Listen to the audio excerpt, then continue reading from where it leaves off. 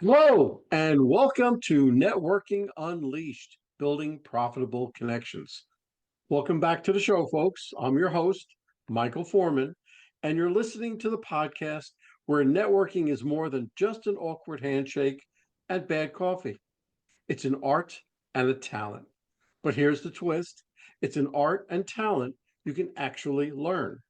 Yes, even if you're the person hiding in the corner at every event pretending to check emails. Networking isn't just a nice skill to have, it's a game changer. And when you get good at it, you'll wonder why you didn't start sooner. More connections, more opportunities, more profits. It's like unlocking a cheat code for life. So, whether you're the life of the party or just let me stay at home and text type, we've got something for you. So, stick around and let's turn those awkward small talk moments into big wins. Now, I've got a wonderful guest today. His name is Dr. Kyle Elliott, and he is, let me read you his bio. Dr. Elliott is the founder and career coach behind caffeinatedkyle.com. His expertise is Silicon Valley and high tech. As a result of working with Dr. Elliott, senior managers and executives have landed jobs at Meta, Amazon, Google, and nearly every other tech giant you can imagine. Without further ado, I'd like to introduce you to Kyle, and I'll let him tell you a little bit more about his background. How you doing, Kyle? I am doing so great. Thank you for having me. I'm so excited to be speaking about this important topic today. As you said, it can be awkward for people to network, and I'm excited for us to talk about that, especially for introverts, where it can be such a drain on their energy. Yes, yes. And listen, I go across the country talking about networking and how important it is face to face through Zoom, through the cell phone. It's why even bother? You have to feel the vibe of the person, Yeah. feel the vibe of the room. And extroverts, it's real easy, but introverts, this is your specialty. What are some common misconceptions introverts have about networking, and how can they reframe their mindset? I find for introverts, they often think they have to be super talkative, they have to be outgoing, and they have to change themselves. When people see me, they assume I'm an extrovert, oftentimes. Unless you're a fellow introvert who really knows what introversion is, people assume you have to be talkative, you have to be outgoing. I find instead I would lean into your strengths. If you're someone who's more introverted, you're more contemplative, you're more thoughtful, I would lean into that. For me, it's asking questions. Unless I'm on a podcast or doing a speaking engagement, it's asking a lot of thoughtful questions. It's having those one-on-one conversations. So instead of feeling like you have to step way outside your comfort zone, yes, there's benefits of stepping outside your comfort zone, but can you lean into that instead, those strengths that you have? Ask thoughtful questions, have one-on-one conversations instead of feeling like you have to be the life of the party and going up and sparking tons of conversations. Focus on that one-on-one, and it can be a game changer. That's great. And one thing that I always keep in mind when, especially I'm an extrovert, obviously, but even for introverts, when you're speaking with somebody, you remember the word form, Mm, FORM, family, occupation, recreation, and a message. So mm, you can start talking about family, their husband, their wife, their sister, brother, son, daughter, whatever, and have them talk because people love to speak and talk about themselves. So mm. they can talk and talk, but you can move the conversation to occupation, to recreation. What do you do? Do you ski? Go boating, whatever you have. But the whole idea is to, because there's a mantra in networking: know you, like you, trust you, then Mhm. they'll do business with you. And that trust factor is so crucial that, look, know you and like you, look, everybody knows you. Everybody Mhm. likes you. Not everybody will like you, but it's narrowing the field down a little bit. But trust is such a crucial factor. And you Mm, have 30 seconds, a minute, 5 minutes, 10 minutes to build mhm. that trust factor and have their wall come down. But instead of me doing all the talking, let me ask you another question. What's one simple strategy an introvert can use to feel more comfortable walking into a networking event? I would have some questions ready, have some talking points. I find often going into a networking event, people feel, oh gosh, I'm going to be on the spot. So I encourage people to develop some talking points, some questions. It doesn't have to be super lengthy, but having some go-to talking points. I love your form. I've never heard that before, but have some talking points. Are you going to ask people, how did you hear about this conference or networking event? Or are you going to ask people, how's your day going? Whatever those questions or talking points are, having some ready can be super powerful. So then if you get stuck, you can then have something you can turn to. It's like media training. You just have your talking points that you keep coming back to, and that can help alleviate those feelings of doubt or nervousness. That's great. Great advice, also. What I try to tell people, especially introverts, but this goes for both extroverts and introverts, do a little preparation work. Before you Mm, go to that networking event, there's always that networking meeting first with 300 people. And it's like, oh my God, what do I do? But there's always like tables set up and things like that. They usually give out a flyer or something about the networking event. Look at that flyer. See the people that you want to go to, circle them, do what you have to do, but you have a plan. If mhm, you have a plan, that gives you a little confidence. And you know as well as I do, confidence is key.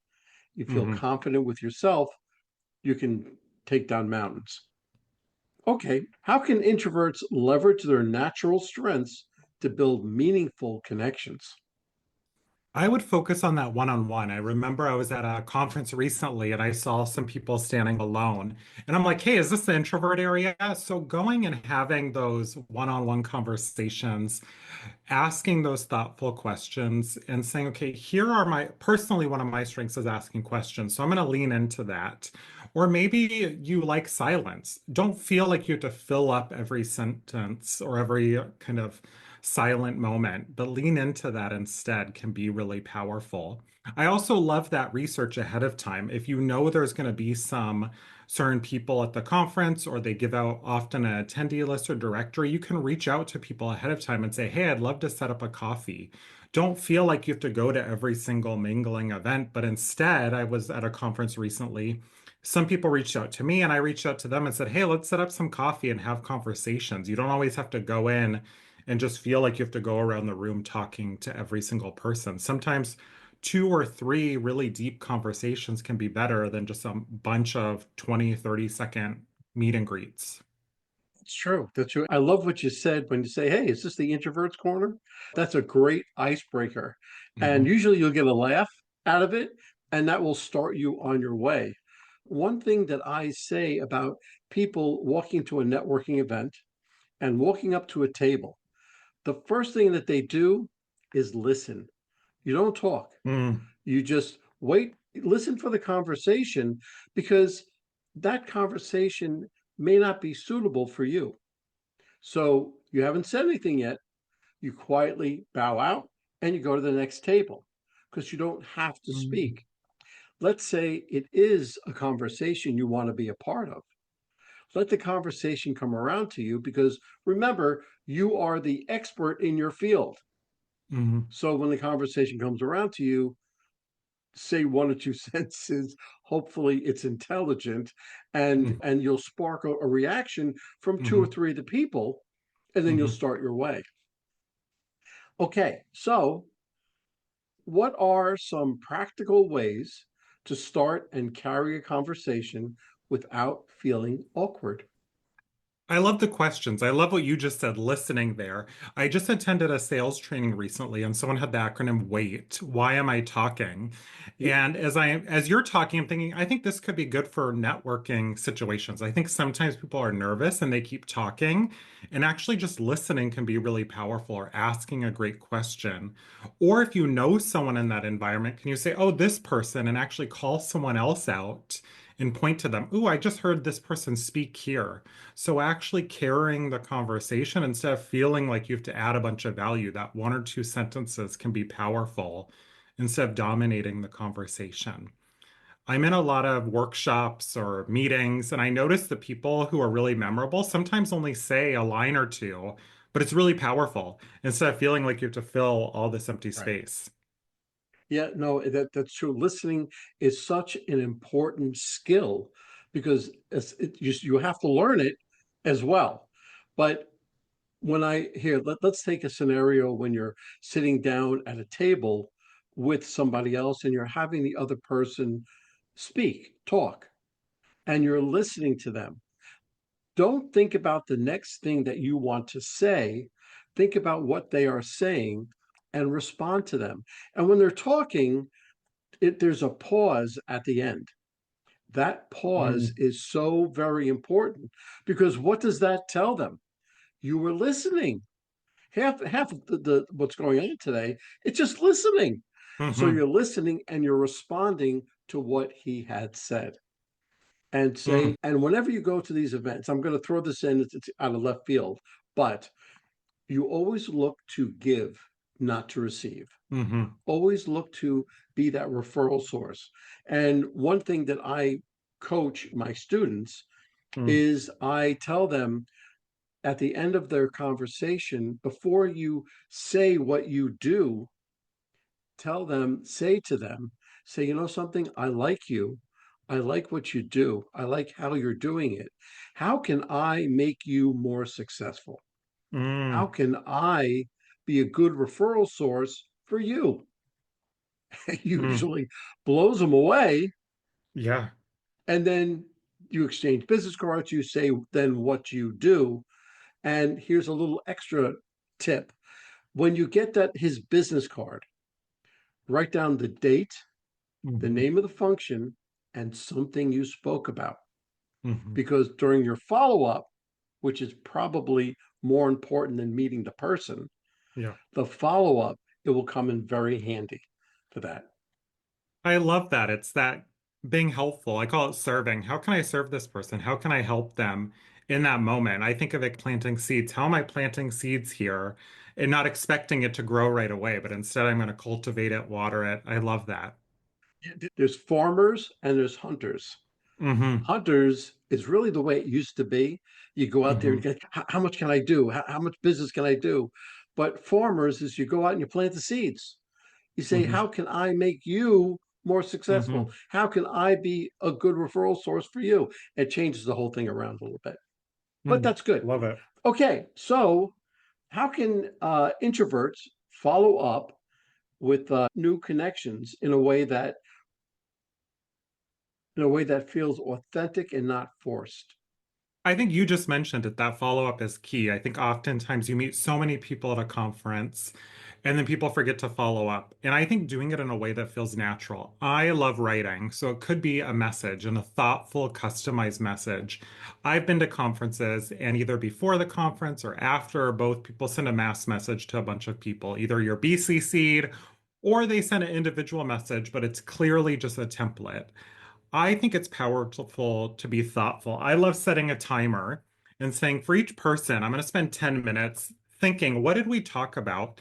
If you took notes, that's great. Putting it on their business card, or I keep my phone and say, what did we talk about? And I genuinely care. It's not just so I can send you a message, but I really want to be able to connect. And writing something custom to that person and being thoughtful and reflective can be powerful.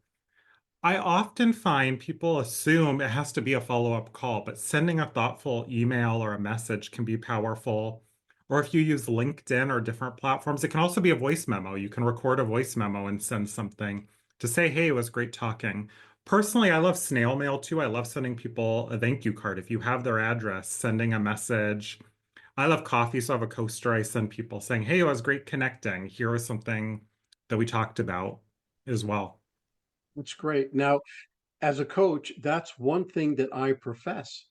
I always say, look, when you come back from the event, send them a quick email just thanking them for their time.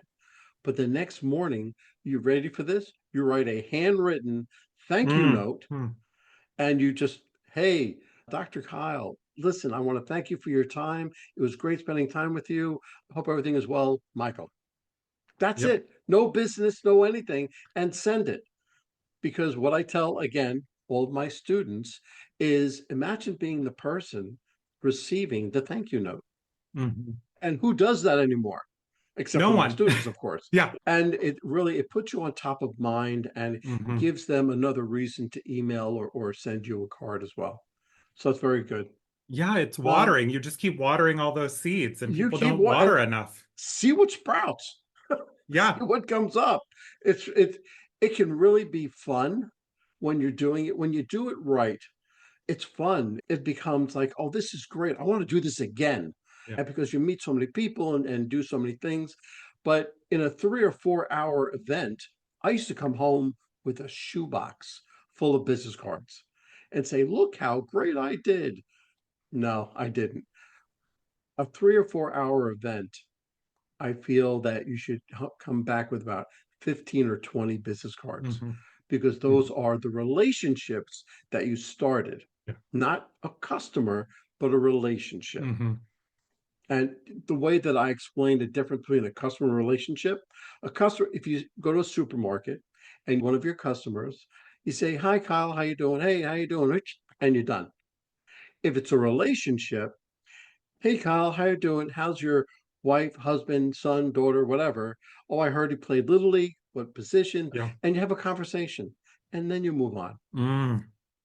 And that also, hey, your second half will always say, "Who was that?" There's, Yeah. "Oh, well, that was Michael. I met him at a Yeah. conference. Oh, that was very nice of it," whatever. And it just keeps you top of mind. So Mm. that's a cute little way that I, I love that. yep. Okay. What are some low pressure networking approaches introverts can use, such as online networking or small group interactions?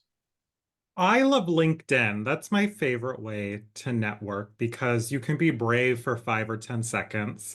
You can be watching Netflix or Hulu or something and then send a message to someone and say, I'm going to reach out to this executive or this ideal client and spark a relationship. Oftentimes, as I shared earlier, you don't always have to be, they're like, oh, do I have to request a phone call or Zoom? You could, but it also can just be messaging back and forth. I've had clients who develop relationships with people and they've actually never hopped on a phone call or a Zoom. You can be messaging back and forth. So that's one of my favorite ways. A lot of my clients, they're tech executives, they're very introverted. They're also in Slack communities or Facebook groups, or there's Blind, an online community for tech people and folks in startups. There's online spaces you can be in where you can forge those relationships as well. So, yes, going to meetups and networking events can be powerful, but there's also just online spaces and communities, either one-on-one or groups. So, when you think of networking, it doesn't always have to be in person either. Okay, so let me ask you a question. What about local networking? What would you suggest for local networking? I would find one that feels comfortable. Don't feel like it has to be a huge event either. Is there a small meetup group? One of my clients is in like a tech dads group, and it's a small group, and they meet up for beer every week and grab beer at the bar, and it's more casual. So I think finding one that feels comfortable and then also going with a friend or a colleague, that can help break the ice as well. So you're not just walking around the room alone, but instead, is there someone who you can go with can be powerful too.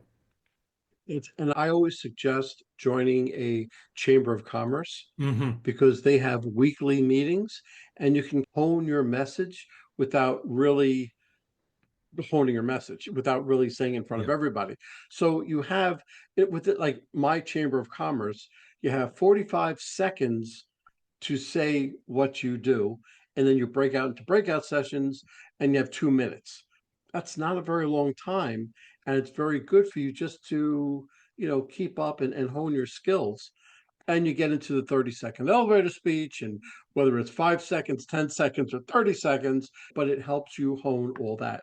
So the in person local meetings is great. Mm. But as you said, those other groups are fantastic, especially if you're introverted, especially. Yeah. What I like Uh, about that is there's a purpose as well. So for someone who's, oh, this is scary, I'm just going in, you know what to expect. You can Google it. They have an agenda. Same with Toastmasters. You know exactly what to expect. So yes, it can be a little nerve-wracking talking, but you know exactly what to expect, and that purpose can make it less intimidating as well. exactly. And the more times you go, the easier it becomes. And, what I say to people is, listen, you want to learn how to network? First of all, just go. Just go. The first time you're going to mess up, no doubt Mhm, about it. Okay. The second time you're going to mess up just that much less. mhm, And the third time, that much less, fourth time. And by the fifth time, it becomes old hat and you know what to say and know what not to say, mhm, especially about yourself, about your business, about somebody mhm. else's business. It's very easy to fall Yeah. into a trap of things not to say. And then for the rest of the night, even though that person may have forgotten about it, you'll remember it. No, there's no tomorrow. Okay, what are some low pressure network? Did I say it already? Okay. How can introverts prepare for a networking event in advance to reduce anxiety and boost confidence? We touched on this before, Yeah, but I what think practice. I think practicing is really key. Having someone you trust who can practice with you is important. Going over those talking points. I encourage people not to have a script. Oftentimes people have a script and then they feel like they're going to memorize it and they skip a word. I recommend talking points instead, having a word or a few words that are going to guide you to go through. Something that you can't memorize, it's impossible because it's just words, can be helpful and really powerful. Especially if you're virtual, you can have those words in front of you and then get used to it. And I find that's a great way to get used to practicing. And then over time, removing the amount of words that are guiding you as right? well. And then That's great. videotape yourself and watch it back. Oh, that's probably going to scare a whole lot of people. Yeah, it's gonna I look scare them. I look like that. Oh, I sound like that. Oh no. But you're absolutely right. That's the best way for them to get better at what they do, for them to hone their skills. And if talk in front of your parents, your brothers, your sisters, your friends, just give a talk, give a 5 minute talk, 10 minute talk, and you can see by the way that they respond on how you can change your talk. It's very interesting. Okay, so give me a personal networking success story that you overcame discomfort and built a great relationship. So when I was two of my mentors who are now friends now, I found them on LinkedIn. One of them I just reached out. They were involved in the NRWA, the National Resume Writers Association, and I was just reaching out to learn more about the conference. And it just started with a quick question, and now we're really close friends. We text every day. I visited her in Florida, and it just started from a quick message.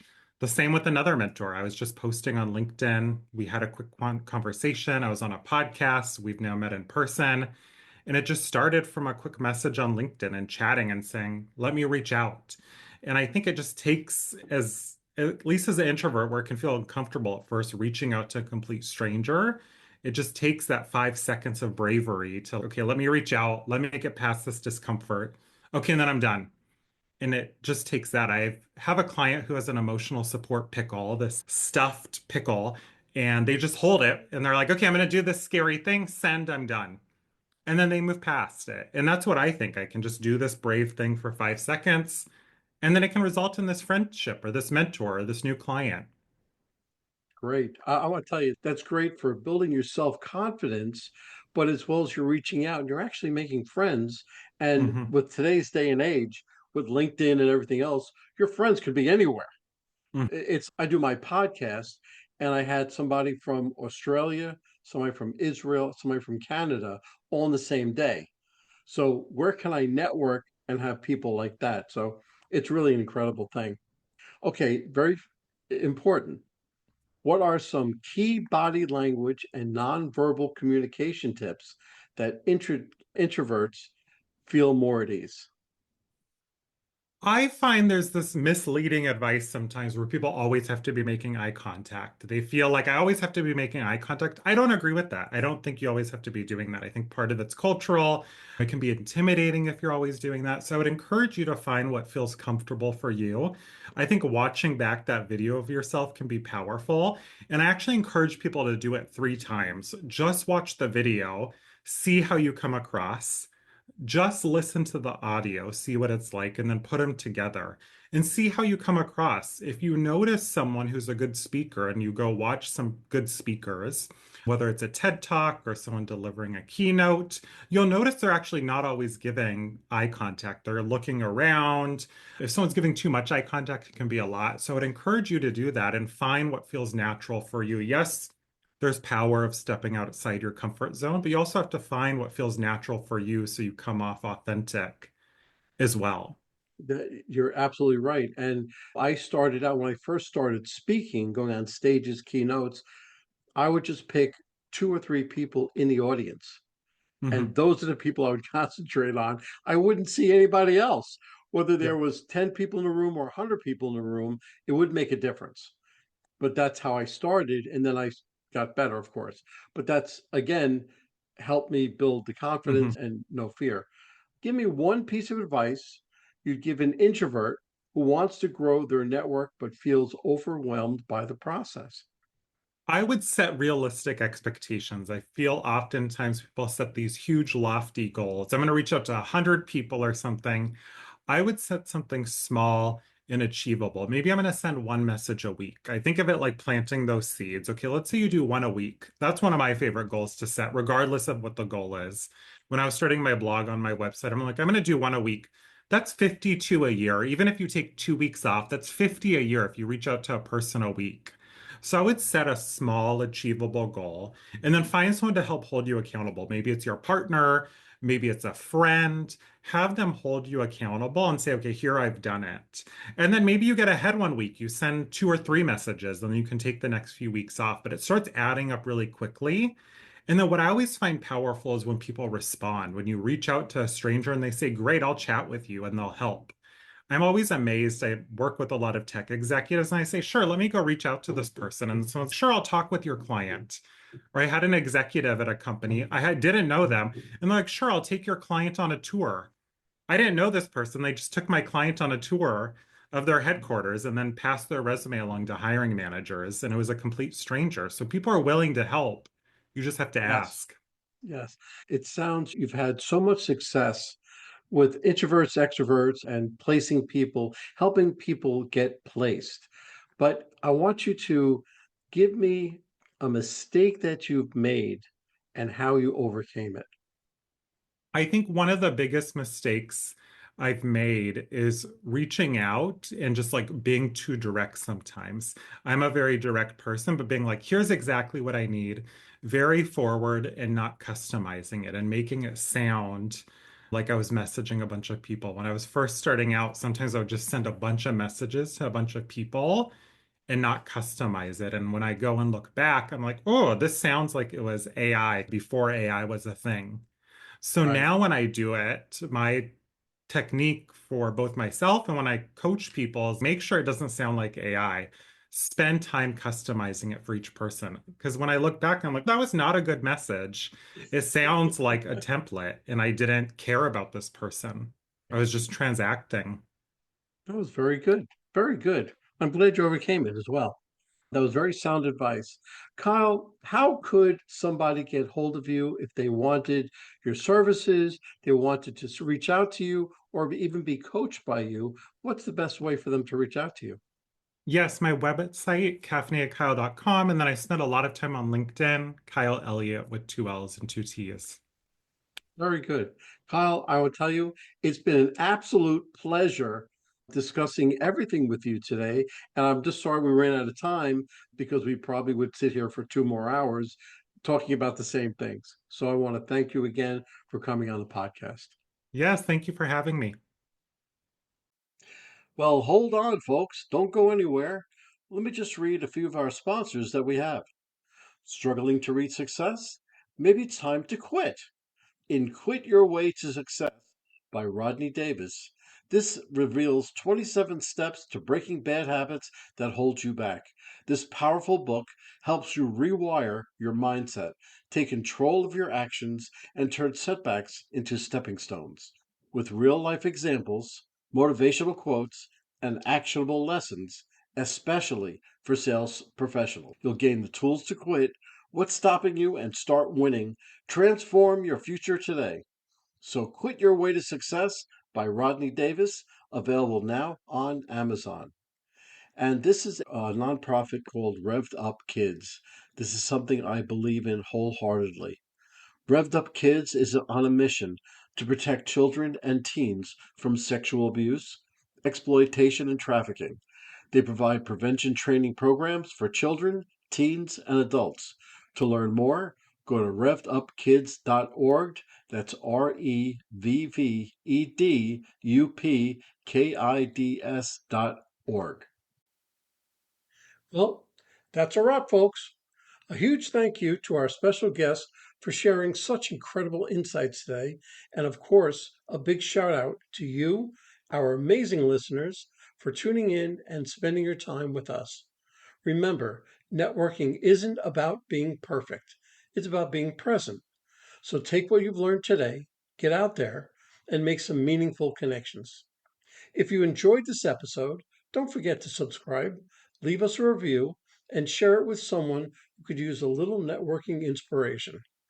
Let's keep the conversation going. You can find me on Apple, Spotify, YouTube, or my website, michaelaforman.com. Remember, until next time, keep practicing, keep connecting, and keep building those relationships. This is Michael A. Forman signing off. Take care and happy networking.